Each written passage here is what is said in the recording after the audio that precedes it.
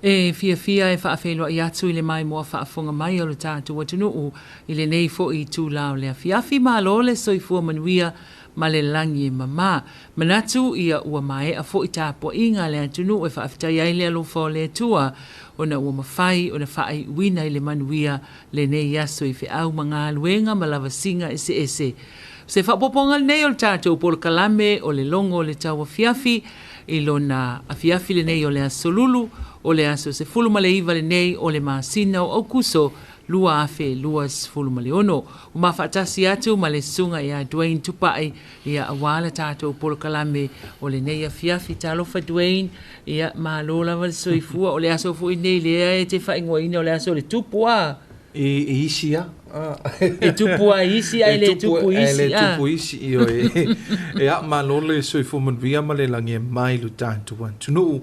Ia le nei fu ia fiafi o le aso lulu o ngā tutonu o le nei vai aso ma lo lava le fulau manuia ia I le nei fu vai aso ia le tiu te mga luenga ia me se fu ia le whanau sa fia ngai ma onga ia le whangaluina fu ia o tinam ta mama tutua ia sa whapena lava o na tapo ia o tātou whaiva ia I le nei fu aso ia me se ai o au na tutofi o le tua I son se whata whaitaulanga I fia ma lo lava le soifo manuia ma le langi e mai e fwele talitununga ia ele o mawhai lava o na mai mo mai ma whaafonga mai fwoi nisi o tātou wa tunu o mana I o tātou pa anga fwoi mai a tunu e mamau ia wa le watu sa o atu lava o tātou whaasala lau ngai le nei vaenga le fiafi wa o le wa tāle fitu ia aero lo whapena lava o na ia inisi o le mamalo le atunu wa ele imanava mai ngā luenga ia o isi foi lawa mata mai maunta malawa ia whaantano whaatu malo soifo manuia lea lava ae manuia ia Samoa nei a mata mai lava I taitai o le tātua tunu I taitai o e kālesia ia meise lava ia o nuu a fio anga matangata uma lava lo whapena o nau mau ia ma nonofo foi so tātua tunu Io e sa o le leia Dwayne ia o le va yaso le nei le ana amatali ai le fono tanga ale pale mene e le fono au fai tu la fono ia o lo fa nga solo lava fa pena fo I le aso ana le la ia mane nei va yaso a toa ia ai ua a mata ona faisi pisi o tata watu nu Dwayne o lo fa nga solo ta alonga kilikiti fa Samoa I le va o li mata tai o le fi anga vai lele ma le tongo ia o lo fa nga solo ai le liki kilikiti a le tupau alii a o le afioanga o tanunga manono ia le ai whaanga solo ai ia le likirikiti a le tupau tamaitai ia ona anga ia tu lea I le vai aso le mea sina festival le vai aso mua o setema le au le a whaanga solo ai ia meo suenga siampini o taalonga ia ai le Polokalame o le mea sina festival a faisi tele o taalonga fo ie fa Samoa ia o le tele lava o vai ngai faatino I luma o le mota o le malo se I vanganala tātou kirikiti e faatino le malai tona I mato Io e moni ia I le tau mātau o tu foi ia me se foi o le titulo antu le tātou Polokalame o le mesi na wā e uma le vai aso ato le vai aso fo o le vai aso I ona tu atu ia amatala ia o le tātou Messina Festival ia e amata o mantoso se fa moe lava o le tātou atunu e amata lava o na I fisauni ngā lotu ia pe amata leo sa I le fa moe foi lele ia tātou fa mua I le tua e fa pena ona fa manuia I le vai aso atoa ia ona fa asono I le ia o Polokalame pe ona tō lau ia ele tō whai a mausisi ia nisi o Polokalame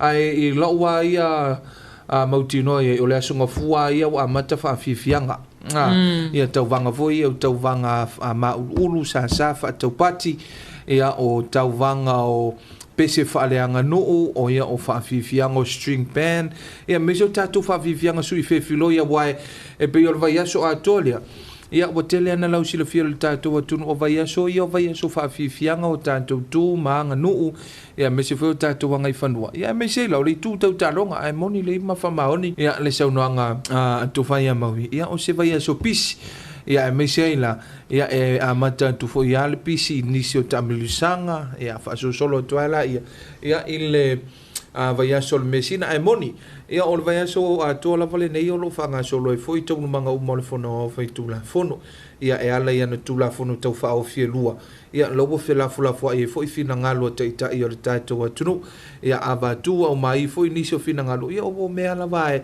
e whapena ona le lei ai ia ma alualu ai luma ma saunga le mua i le tatou atunu wai e le tala noa ina o tatou teitai vaenga vui e whapena ona le manuia ai le tatou atunu ai tala noa ina ia vaenga e whapena ona manuia ia ma vai lua tutusa ia simea lea ia ma whapena lavona tatou mo se sa mo saunga le mu ia o le aso nei le na whai ai le Polokalame voi le o le whalawiloa wa o le alava whai le whalawiloa le sfulo masina campaign o le lea ia tu petite atu I whala au whasaina ia o lo whanga solo pe le Polokalame lea mo whaalawiloa wa le sila fia lo tātou watunuu ia matu itu ia tu pe le matanga luenga o leo ia awale tali atu e te atu I whala au whaasaina pe ona iai ia le whaalawiloa lea mo le tausanga atua ai pe ona ta o le mea sina ia o Polokalame na o lea ua toe la langa uma ilunga le tele o Polokalame pe ona amata mai ele vai aso le te wila pe ona sa whaingoa I mua I tausanga I tele ua mawai ia o lea la ua mea sina festival ia le nei tausanga lua sfuluono o loo au fia ai fo I matu unga pao ai mai se lale tu unga fautasi ia I le aso lo na tolu o le masina o se te male whaanga solo ai le tu unga fautasi le ngā taifale ia ma o le nei la tausanga I le mea sina festival ia e nā o le foe la au po le foe Samoa lea o lo o whaatanga ina le tātou tu unga lea le mea sina ia ai o le tu unga pao le si vaenga ia e le ngatai lea ia o meo pese whaaleanga nuu whaafiafianga o maa ulu su I whewhilo. O vaenga o mai o le afiafi e whaatino ai luma maota o le maa loi matangi ala lua. Ai o le aso sa, o le aso lea e tatala aloa ia ai le mea sina festival po le vai aso o le mea sina. Ia ile maota o tupulanga le e whakasa I mulinuu. Le ai a mata le sauninga so atua iloa ma mo meo wha evangelia. O le ua suia mai pespesenga wha leanganga I meo wha evangelia. Ia ona so o iloa lea ma Polokalame whaanga solo I le asonga fua le aso tolus full tasi o Aukuso. Ia ma whaanga solo tua se ia tau walunga I le misa moa po le tau sala sa ilio se la le leo le atunu. Ia I le aso wharai le aso lima leo se tema. Ia ma whaatino ai ina le meo le launga tongi. Launga tongi fo I lea o le vai aso atoa I mo meo tau vanga ia sa whaia. Wai whai tau vanga ma ulu ma e o meo ta alonga fo ia langa nga ato ma tūlanga o ma whaapena ia whaatino ina malava ia vaenga ia ai mai se fo ia o I le meo le STA Village ia po o le nofoanga o le pulenga o tangata ta whao mai moa mai lei o I matangi ala lua ta I so atu ma le maota o le malo Dwayne Ioi moni ia o le tūlanga atoa na o le Polokalame ia awa o le si vaenga wale I ona tuli loa ma whapena pe e tau wā o mai ia le tele o whamoe whapena ia le tātou mea sina festival.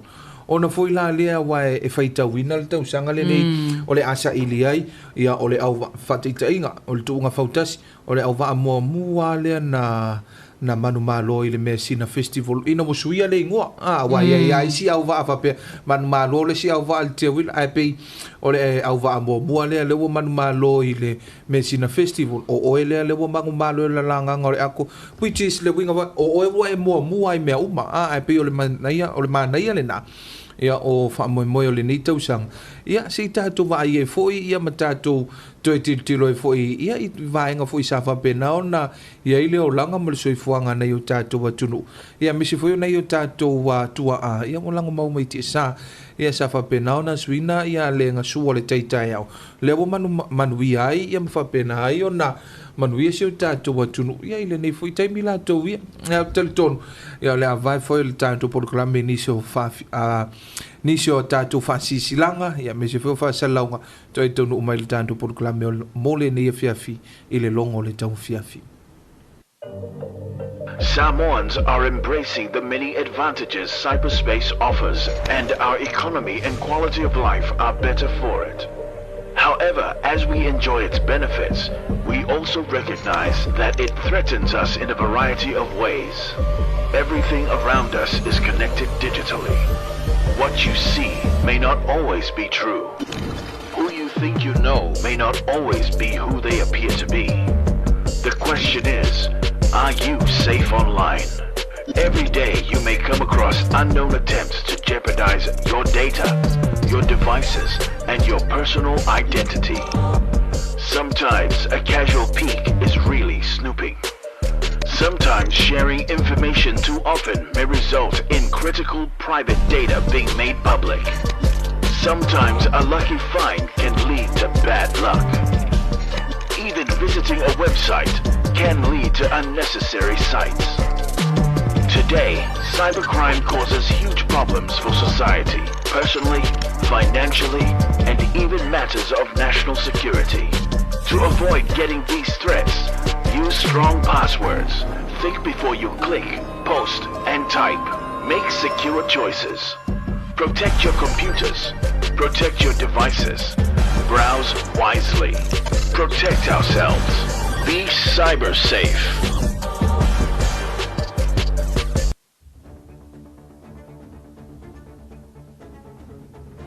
Samoai, wa afia le ano fale o tātou ainga. Wa malepe mafutanga fia a matua mawhanau. A ola sa loto tātou ainga, mai whala au whasainga. O se ainga fia, o se ainga manuia. O mai, tātou tutuwatas, e te atu, I whala au whasainga. Samoa, say no to illegal drugs for your family.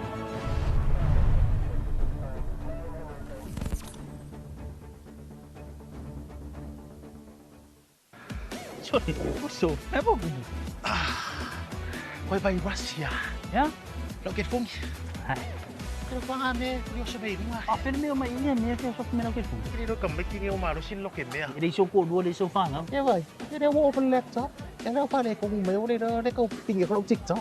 Iro vai, wa hack ke dankara Facebook. Me como ring of ko ya o que fia famous ka sen solo video. Dia wa mo Lah kau ada request tu. ka kau vai sai prop. Pa manusia no password ke niuma. Kala eu Polokalame. Ada sih kena password. Tengok film mang kau ni. Gua mana sepak. Ni ai, au ke ko fa kamala pa pa wala password. Mai ya makingoa ka kau nga luangi pa mau nginga. Ya ka kara no Polokalame belo email mana online banking. Ka mara kara mera online banking e va ka uska kolan. So, dia wah hack bergak. Hai. Saya dua kali, dia kau dua kali. Di sini mereka memang kuat. Kau lavang apa winga Polokalame kenyuma update system. Tengo pinga pa nga le ko virus sa machine. Awa, ko pon me le virus so vai. Di sini lima fail Facebook friends. Kay doya ka nga. Ang kasi o nga share inga makuinga ng personal information online. Teka, wala man puyo me ko kingum pamkalanga. Wala mena ka nga vai. Alo le samsearch.gov.ws di pokye ka wala mero kupu. Wala samsearch. Wala vai nga le fia ngai malso ina. Ya awala pa so tula fono. Ne lungo penga sa pailang. So ta inga pa chekonos. Samoai o awala ya chacho che pa nga ina. E malo puya ya lom fa na mai chacho uma. Awal pa tamala cyber up.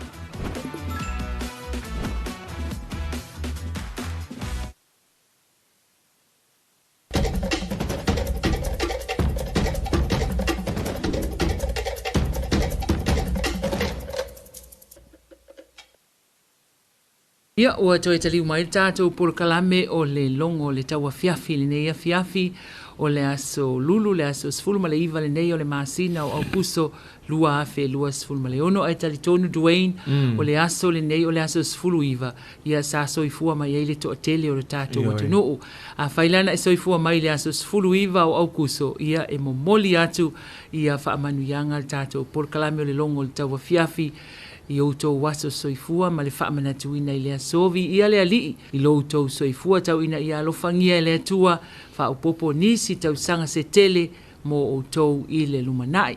A whaifoi o ni aso whaatawa ina le aso le nei ia e whaamanuia tua I fo tātou Polokalame o le longo le Tauafiafi I outou mawani aso whaataua I le manuia ma le file mu le whaatasi mai pea o lo tātou watua. Ia au tātou Polokalame le nao le longo le Tauafiafi mo le nei afiafi ia se ia ulia le taimi masani i le afiafi ia tai au. Ai manu te le ina au whaasausaunga sa moa i le nei taimi o le afiafi. Whaapea fo i la tau o whea ngai matiu te mga aluenga ma le nei taimi o le pō.